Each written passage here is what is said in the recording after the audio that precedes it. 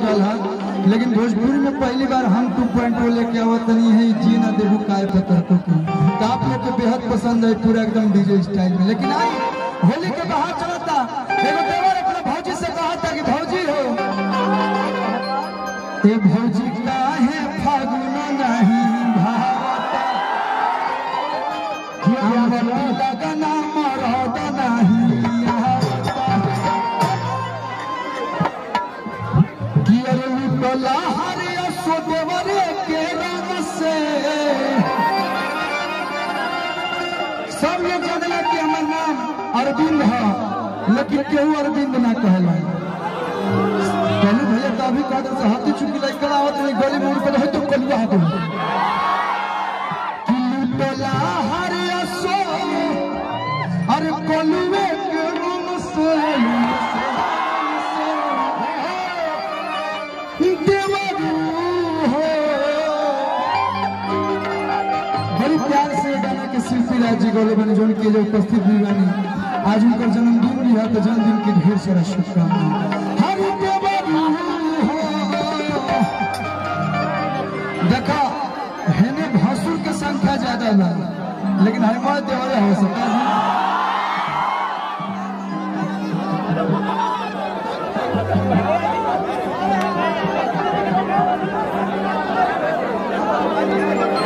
अच्छा एक बार जोरदार ताली बजा दी लोग ये शिल्पी राज जी, जोरदार ताली बजा।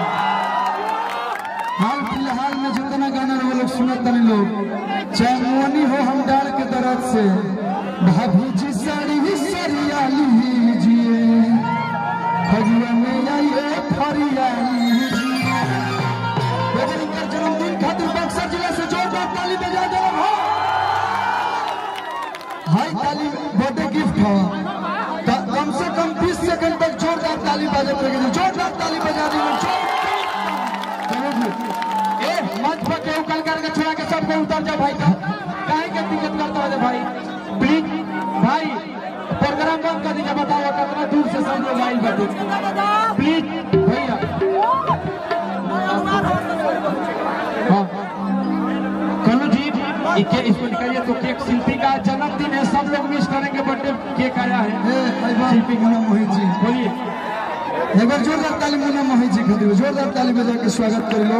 हमने के बड़ भैया बहुत ही अच्छा राइटर बक्सर जिला के आए इंसान। ए भाई रुकिए भाई रुकिए 1 मिनट रुकिए प्लीज। आप लोग भैया प्लीज सबको उतर जाना काहे का दिक्कत करता नहीं है, फिर लास्ट में झुकाओ का दिक्कत होता है।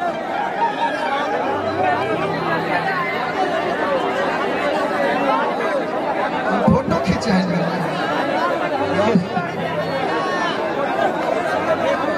अरे नीचा नीचे में जरा तो ऊपर कहाँ पड़ता है सब बक्सर जिला का बक्सर जिला के हाथा होई दिल्ली में बात कबार। जन्मदिन के ढेर सारी शुभकामनाएं। बड़ी खुशी की बात बा महर्षि विश्वामित्र के पावन धरती पे बक्सर जिला में शिल्पी जी के जन्मदिन मनाया जाता है ठेठुआ राजपुर में। यो यादें रहे बड़ी कम लोग के इतना जनता के बीच में जन्मदिन मनाया। कलू जी आइए बीच में। और एक खुशी की बात है कि आज हमारे प्रोग्राम के जो छोटा बच्चा है अध्यक्ष राकेश, इसका भी जन्मदिन है। दोनों का केक आया है, शिल्पी का और राकेश का, दोनों लोग का। चकुया कहाँ बा? चकुया कौन लेके भाग गया जी? खुरपी हंसुआ लेके बोलो का करते खाते चाकू दीजिए। ए भाई पीछे से उतरिए भैया प्लीज, आप लोग उतरिए। मैंने केहू का मनवा नहीं क्या बुझाता भाई लोग काहे खातिर जो लोग मंच पे आ जाए लोग तो बताइए कितना परेशानी होता प्लीज। चाकू घूमने वाला चीज बहुत चाकू बात कर रहे यो का सरदार जी है चाकू लेके लोग हर काम का अगल बगल होके ए सबके उतारिए ना, सबके उतारिए थोड़ा उतारिए इधर उतारिए इधर सबके उतारिए इधर सबके उतारिए इधर सबके उतारिए। ए भाई उतर प्लीज प्लीज।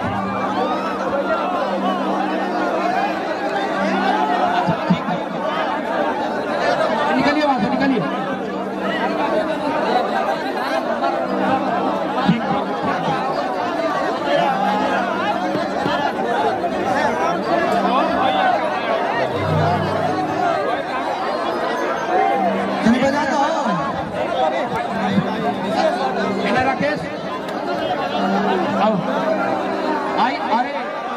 चौहान जी आए हैं जी, जोरदार ताली बजाइए मेरे प्यारे भाई, पीछे से भाई और राकेश और दोनों कहीं ना बार बार दिन ये आए, बार बार दिन ये गाए, उनसे हजारों साल हैप्पी बर्थडे टू यू,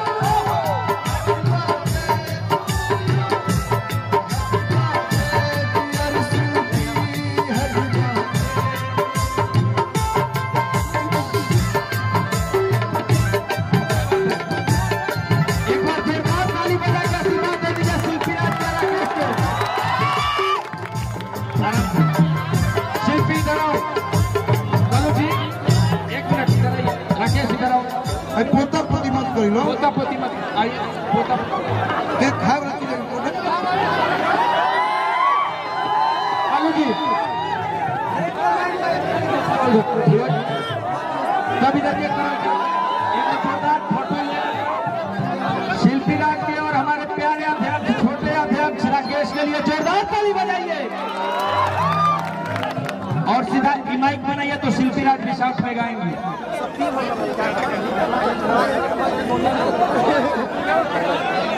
देवर बहुत डर लागे छलन से है गोले बड़ी, एक बार जोरदार ताली बजा दी तीन बना दी। हेलो हेलो शिल्पी शिल्पी पहले विवेक जी कहाँ हैं? विवेक जी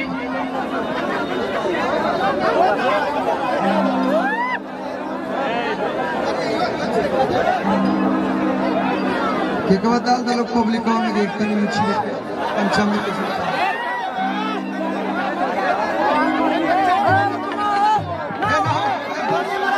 अरे मत दे मजाक के सीरियस ले बका हमें